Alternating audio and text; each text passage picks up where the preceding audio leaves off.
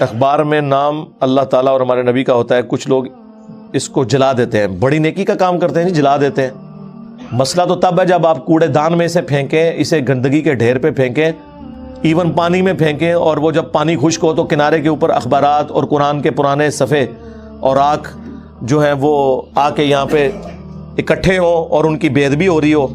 जो ऊपर से लोग समझते हैं कि हमने अब कुरान के सफ़ात फेंक दिए दरिया के अंदर तो बस ये हमारा अब काम हो गया। नहीं, इस तरह तो नहीं होगा।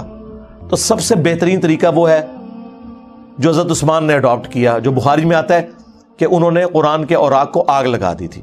जब वो राख बन जाएंगे तो वो अपनी असल खो चुकेंगे और बेअदबी भी उनकी नहीं होगी। लेकिन खुदा का नाम है किसी के सामने ना करना, वरना तुसी गए शहीद। क्योंकि लोग तो इसे गुस्ताखी समझते हैं। अब उन बेचारों को किसी ने बुखारी पढ़ाई होती तो उन्हें पता होता कि हज़रत उस्मान ने कुरान के औराक जलवा दिए थे।